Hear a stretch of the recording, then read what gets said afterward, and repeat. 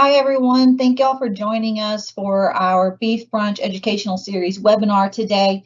My name is Ashley Edwards. I serve as a beef cattle extension specialist for the LSU Ag Center. I'm also going to serve as your second speaker for our webinar today. Our first speaker is Dr. Marcelo Vedovatto. He's new to the Ag Center. Dr. Vedovatto is a beef cattle nutritionist. He's housed at the Deanley Research Station as well as the Iberia Research Station. And we're very grateful to have him join us this year and hope he sticks around for a long time.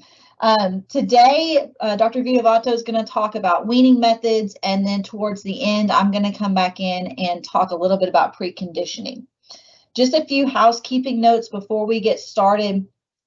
First of all, your microphones are going to be muted. We're going to keep those muted throughout the webinar, but if you have questions, if you've joined us online, you should be able to see a Q&A box that you can put your questions into at any time. If you're listening on the phone, you can text your questions to me. My number is 512-818-5476. Again, if you've called in, you can text questions to me at 512-818-5476. In the interest of time, we are going to wait until the end to answer any questions. Dr. Vedovatto, thank you for joining us this morning. You can go ahead and begin whenever you're ready. Thank you, Ashley, for the introduction. It's a pleasure to be here. Thank you for suggesting this topic. I think it's a really interesting topic, especially in this time of the year. We are in October, is the month that most of our calves here in Louisiana are weaned, and we will discuss a few methods, the most common methods, and I will show you a few technologies that we could use also to reduce the stress at weaning and also improve the health and performance of calves. So let's go on that. Weaning is the most stressful event on calf life, and there are a few reasons for that. One is that because we remove the calf from the dam, so it causes a lot of physiological stress, mainly increase in cortisol, ceruloplasmin, aptoglobin, and all these changes affects the behavior of those animals and also affect the immune system. So the immune system is reduced at weaning, mainly after weaning because of the stress, and a lot of respiratory diseases could appear. So also at weaning, a few farms also use this time of weaning to do some castration, vaccination, or dehorning, and it could also increase the stress even more. So we always recommend that you castrated your calves early in life, mainly at birth, but not at weaning, because the weaning per se is already a huge stress event at calf life. And all this stress could cause a short-term and also a long-term impact on health gain and mainly on viability of the system. So because of that, there are some strategies that we could use to reduce the stress at weaning. So we will discuss a little bit about the most common practice, that is abrupt weaning. We will discuss about the fence line weaning, two-stage weaning, and also the use of one technology that is the use of appeasing, an appeasing substance.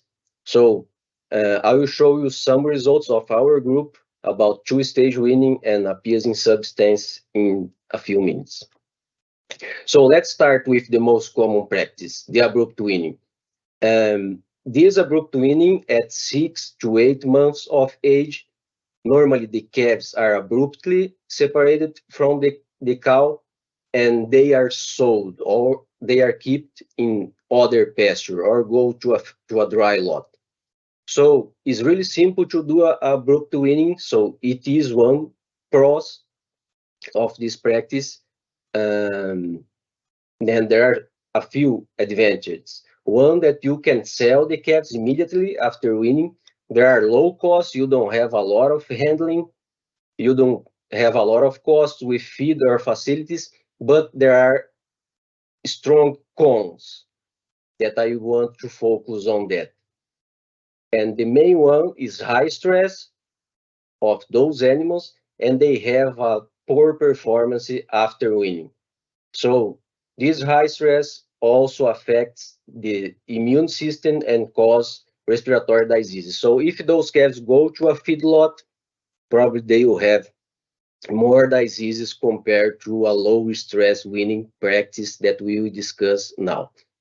Several farmers, they don't care about what happens with the calf after weaning. They sell, and the new owner will take care of that. So maybe if you don't care what happens after weaning, maybe who buy your calves, if they are highly stressed, probably they will not perform well in their feedlot. So maybe in the future they will start pay you less if your calves are highly stressed. So maybe your reputation will reduce in the future.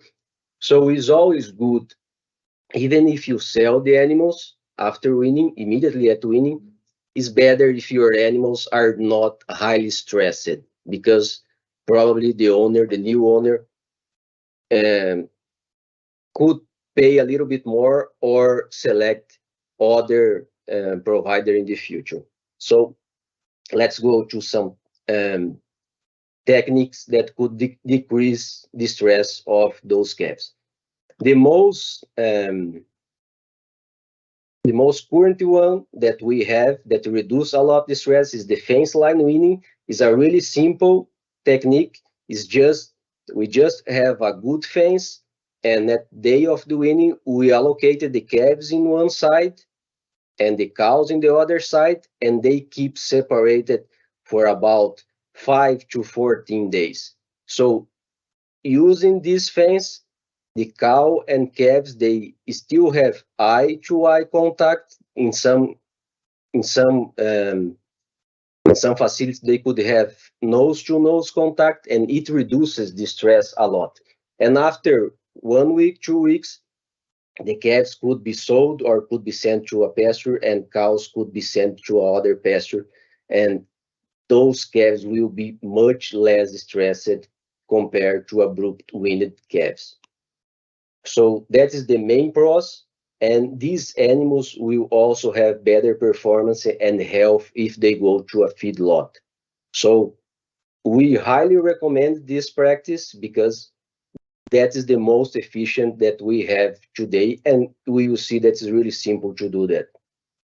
There are some cons that we need mention, and sometimes you need make a unique fence just to win those calves, because you need to have a good fence. So sometimes you need to invest to make this fence, could be a cost.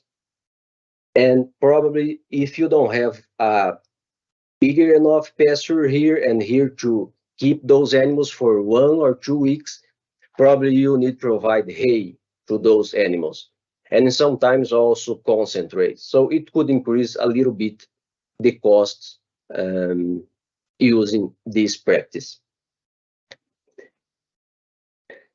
I will show you a few results of a very traditional study that was one of the first that evaluate the fence line weaning, and they show us a really interesting results that I want to share with you.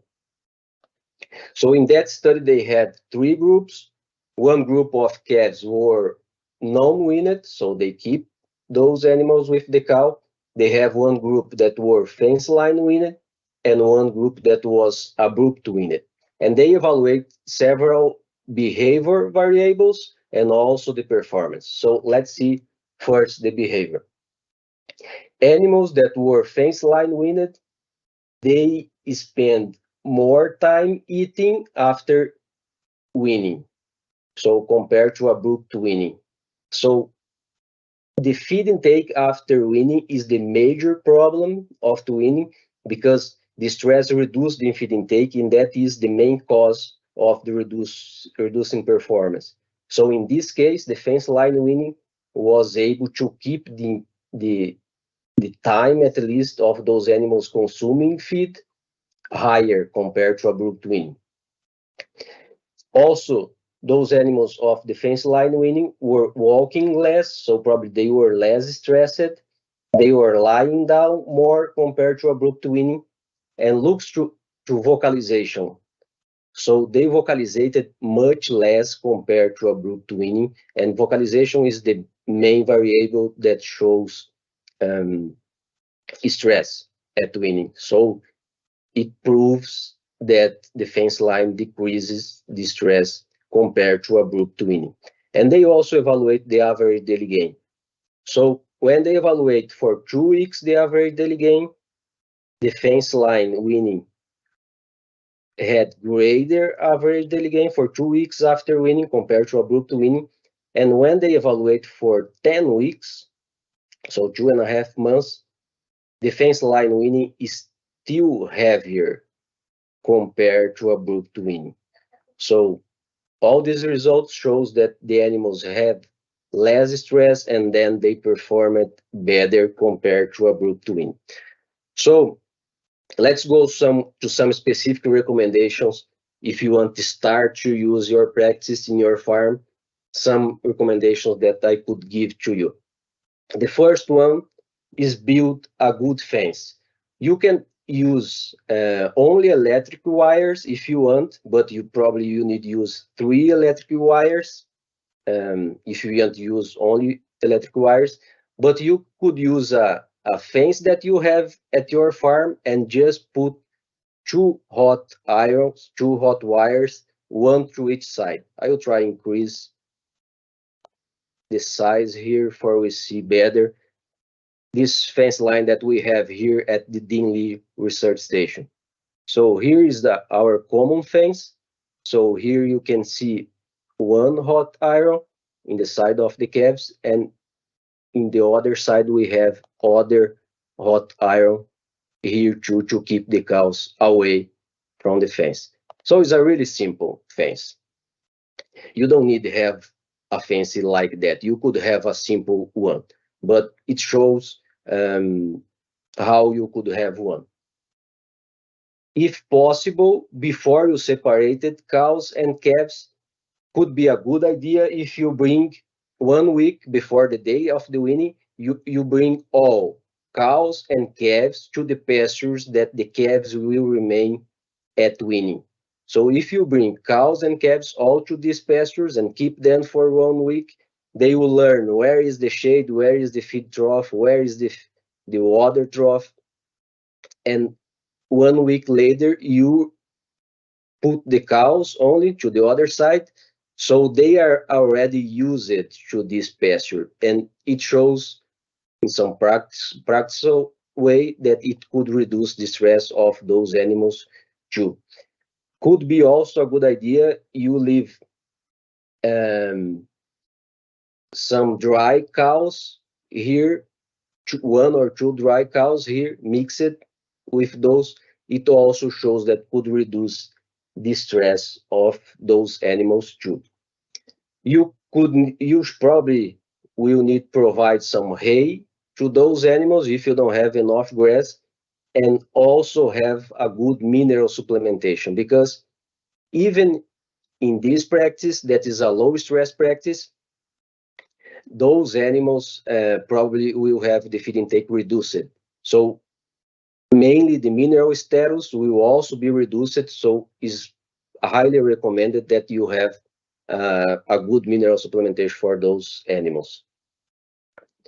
And after 5 to 14 days, so you could send the calves to the place that you want, and also the cows to the place that you want. And then you made the fence line weaning.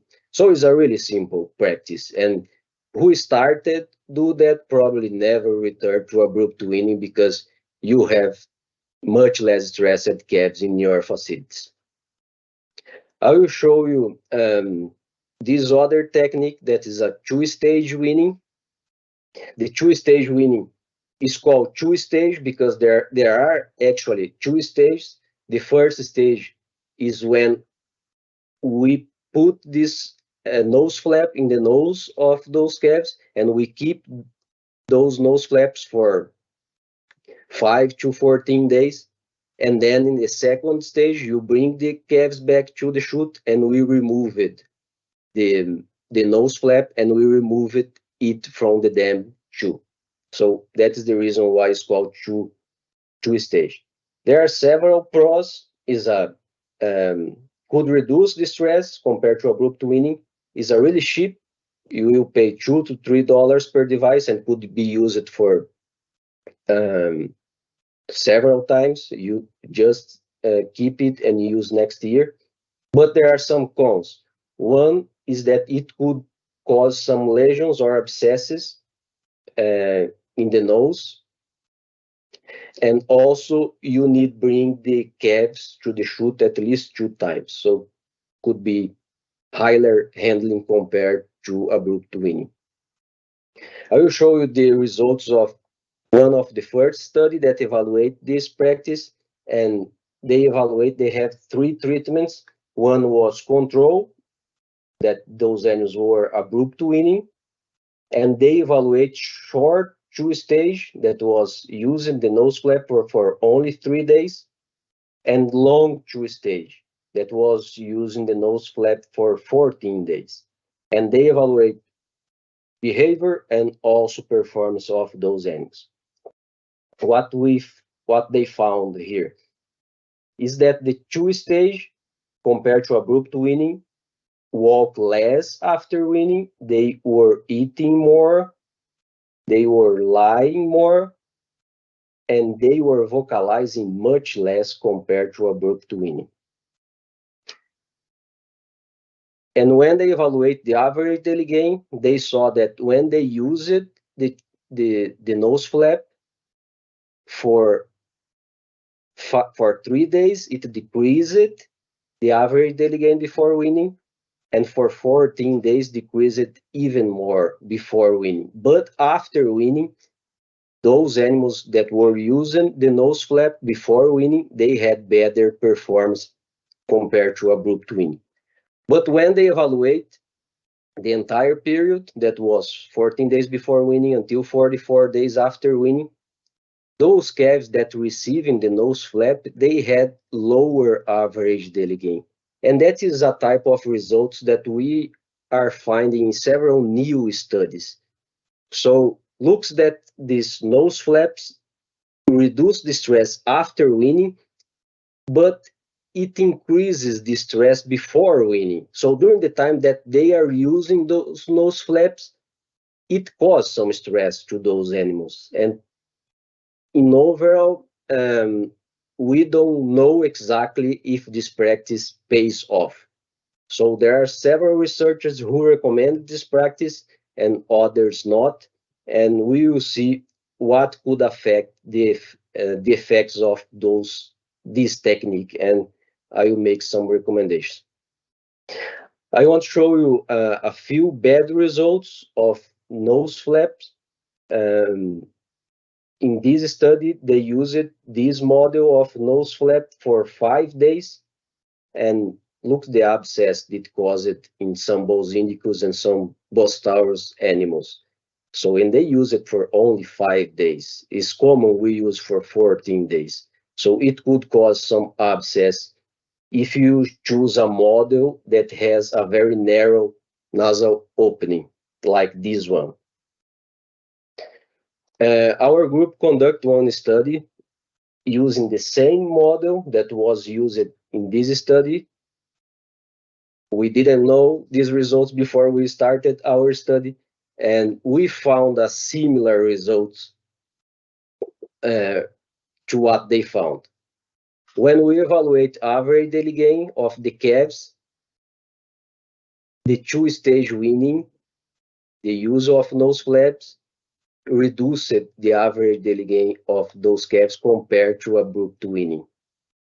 So I think it depends a lot of the model that you choose, but this one reduced the average daily gain of those calves, and we do not recommend to use this one. I want to show you the results of the cows. So we keep track the cows also, and looks the body weight of those cows. Those cows that had their calves using the nose flap, they had better body weight compared to abrupt weaning. It shows us interesting result. It shows us that Low stress practice for the cows also affects the cows. So low stress weaning do not affect only the calf, but also affect the cows. So if you sell your calves at weaning and you don't care what happens after weaning, maybe you should think that those stressed practice would affect also your cows, and these results show that. So I mentioned that we should choose the correct model, but which one is the correct one? We have a lot of options on the internet. If you open Amazon and try find, you will find 100 models. So I selected the most common for we discuss a little bit, and I do not recommend that you use this one that is very narrow opening, and especially those metal one that they are very heavy. So it probably will cause some abscess and inflammation in the nose of those calves. There are one model that you need introduce this wire in the nose of the calves. You find it on the internet. Probably it causes, I don't have experience with that, but I guess it could cause some inflammation in the nose too. The most common one are those in the middle. So I don't know if it's a good one or not, but they mainly have a not too open, a very narrow opening. So maybe it could also cause some inflammation. I highly recommend that you use this one that you could adjust the opening according to the nostril side of your calves. Do not squeeze it a lot when you close it. So these one are those one that we recommend because you could adjust the size of the nostril. I want to discuss a little bit about one new technology that is used at Weaning, and we conducted a few studies using that, and I want to show you very um, rapidly about that. That's the use of one analogous of the bovine appeasing substance. In a few years ago, was discovered that the mammary gland produced one pheromone that the name was bovine appeasing substance, and they also discovered that this pheromone is a fatty acid mixed. So as it is a fatty acid mixed, one company, today we have two companies, produced one analogous to that pheromone. And then we could apply to the nuchal area of the calves. Here I am applying. In this syringe, we don't have needle here. We just spread in the nuchal area the product, and the animal keeps smelling it for about 15 days. We apply 5 ml, and it could cause or is expecting to cause some calming effects to those animals. And before I show a few results that our group found, in this table, I tried put all the studies that were published recently that evaluate the appeasing substance at weaning and evaluate average daily gain. So on those 8 studies, only 2 studies didn't found increase on average daily gain. And most of the studies that apply it increased the average daily gain compared to the control. It increased actually about 15% of the average daily gain compared to the abrupt weaning without applying this substance.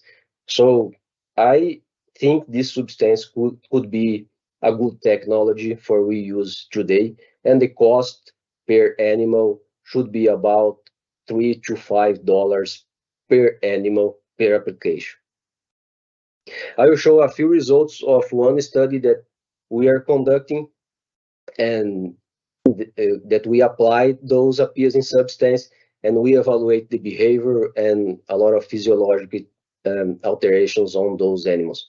So we painted ladders here on those animals for my students evaluate the behavior of those animals, and in half of those heifers we applied the appeasing substance, and the other half we applied saline substance. And we evaluate for 150 days from weaning until the slaughter, and we evaluate the meat quality of those heifers too.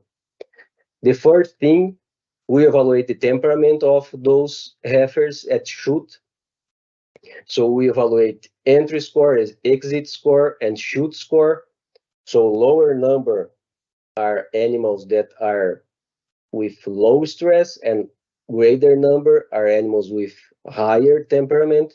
And we see that the appeasing substance decreased the temperament of those animals until the end of the study. So mainly the shoot score was reduced by using this substance. And when we evaluate cortisol, that is the main hormone that is related to stress, the cortisol also decreased when we applied the appeasing substance. And ceruloplasmin, that is an acute phase protein that is increased during the time of stress, it was also reduced by the appeasing substance. So my students evaluate the behavior in the feedlot of those animals. For 11 days, we evaluate from 6 a.m. to 6 p.m., so only during the day.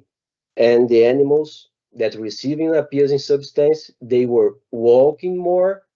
So we don't think this walking more was related to more stress, but we think was more related to exploratory effects.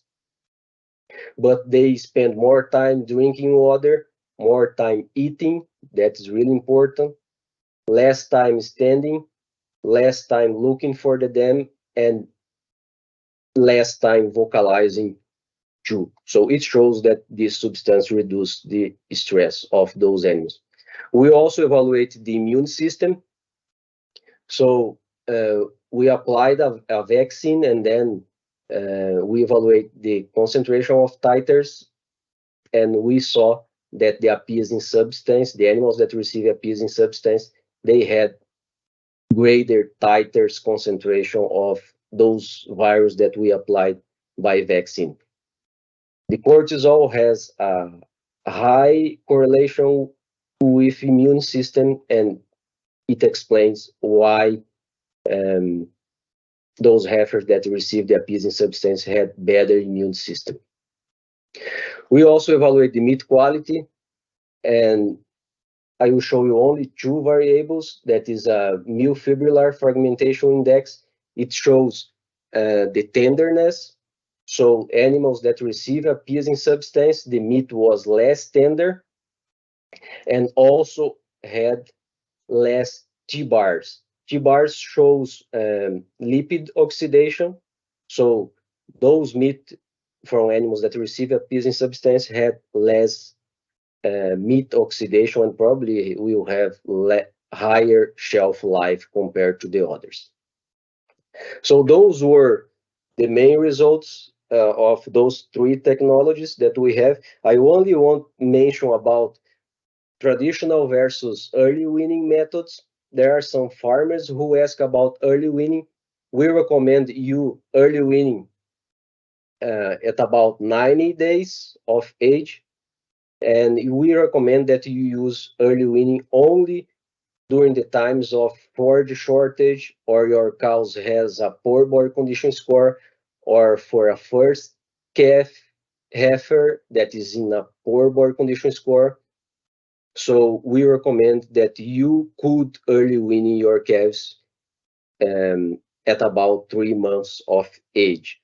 So when you early weaning, the cow will stop to produce milk, and the energy that she would spend to produce milk, she could use to increase the body condition score. But in the other case, if we early weaning, we need to supplement those calves with concentrate. So it increases the cost of calf production, but could be an option in times of shortage of forage or cows with low body condition score. So I have some final messages before I turn to Ashley.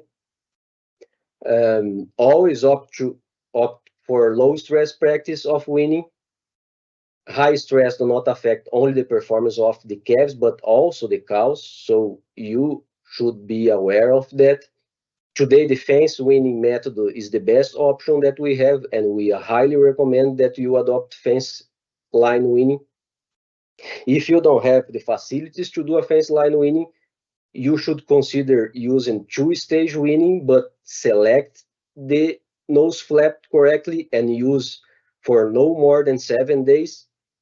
And or you could use an bovine appeasing substance to reduce the stress of those animals. And only early weaning your calves during periods that you don't have enough forage or have cows with very low body condition score and you don't have money to invest to buy concentrate for the cows.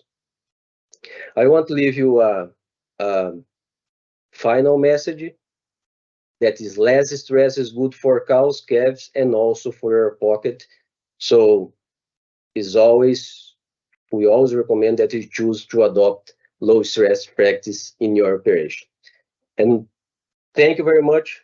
Here is my email if you want to send me an email or call me if you need any advice about other practice of weaning.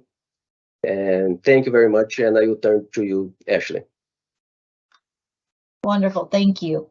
And I will also put both my contact and Marcelo's into the video and podcast descriptions if y'all are watching this as well. So I am trying to share my screen. Y'all bear with me just a second. Marcelo, are you able to see my preconditioning slide? Yes, I am. Okay, perfect. So when we started looking at putting this webinar together for you, we wanted the main focus to be weaning. And so I'm very grateful again, Marcelo, for coming in and doing that portion for us. But we also felt like we needed to touch a little bit on preconditioning. I'm not going to dive very deep in it because a lot of it has to do with cost effectiveness. So we're going to define preconditioning and we're going to talk a little bit about some considerations to make before you decide whether or not preconditioning is going to be right for you. So what is preconditioning? It is basically a management program. Typically, we're talking just following weaning, and essentially what we're talking about is adjusting those calves to life post weaning. So usually we're talking about feeder calves, and we're talking about finishing a vaccination protocol or maybe even some additional vaccinations to help build their immune system and improve their health, but also teaching them to eat a ration from a feed bunk. I don't have it on here, but simple things like drinking from a water trough, especially if they've not been introduced to a water trough, if they're used to a pond or some other natural source of water. So they don't shy away from those things. It allows them to go through that first period of stress there with you. And as Marcelo just mentioned, the less stressed they are, the better for your pocketbook. And that's basically what preconditioning is going to boil down to, is going to be, is it going to be cost effective for you? And have you sought out buyers that are going to pay you for the effort that you've put in? And a lot of times you're going to find that will happen. So usually we're talking about 45 days. There are some preconditioning programs that might take 60 days or so. But again, it's essentially an adjustment period.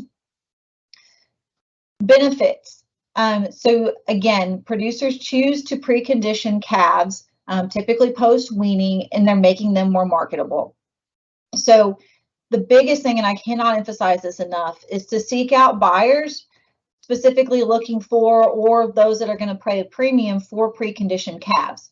If you go through all of this work and you just take them and sell them somewhere without saying, I went through a 45-day preconditioning period, they've received these vaccines, they have been on feed for 45 days or 60 days or whatever it may be, it comes down to marketing them. And that's the whole point in this webinar series that we're doing over these 4 weeks, is market your product.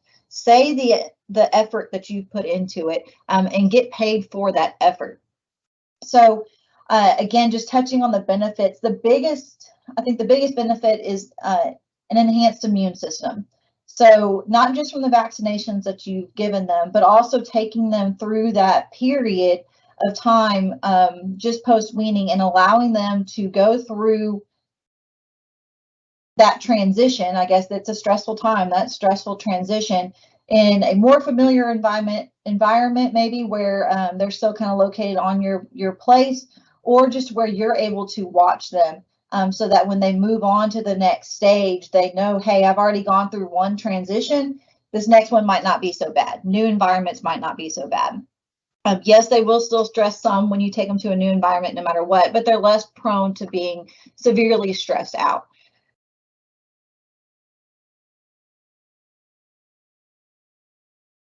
Other considerations, do you have the space to be able to house them for 45 or 60 days? Remember, again, we're talking about a stressful time where they may become ill. And so you need to be able to either put them into a sick pen, separate a group off, bring them into working facilities if they do require additional medications. You need to be able to have the time and the labor to check them multiple times a day if possible, especially during the start of the program. Make sure you're able to feed them daily. Make sure you're able to house the feed. And a lot of places are able to do this. You can buy a super sack, you can buy 50-pound bags, whatever works best for you, depending on the size of your operation. Budget. Make sure you have a predetermined budget. Look at the cost of feed. Think about vaccinations, and then also think about who you're going to market to and what calf prices look like for that year. So I know anytime that we bring in, I feel like anytime we start talking about time and labor and budget, it sounds negative, and I don't want it to. These are very doable programs, and they can work very well for you during certain years, and there's something that I want you to consider. So as Marcelo mentioned earlier, what's best for your pocketbook? And I'm kind of, I guess I got ahead of myself just a little bit, but who are you marketing to? Find specific buyers. And I don't want that to sound scary, because there are sale barns that will have preconditioned sales. So you can reach out to your local sale barn, see if they have any special sales coming up. You can do a cooperative with other producers in your area and visit with them and see if y'all can go together to sell like loads to someone. Same thing, if you're going to do a video auction, any of the marketing avenues that you reach out to could potentially have buyers for preconditioned calves. It just comes down to taking that little bit of added work and making sure that you are marketing your calves instead of just selling them and taking whatever price comes. This is also good. I should have mentioned this earlier, but if you wish to retain ownership through the feedlot, so carcass performance, feedlot performance has been shown to be increased and improved. Rates of gain and feed efficiency are improved in the feedlot after calves go through a preconditioning period. I believe Marcelo also mentioned this. You're building a rapport, and I think I'm getting ahead of myself again. I think I have it on the next slide, but you're building a reputation, you're building a rapport with your buyers, and so that takes a little bit of time. But again, it just comes down to actually saying what you've done to your product, to your calves. When we start talking about vaccinations and health protocols, a lot of times we're talking general respiratory viruses.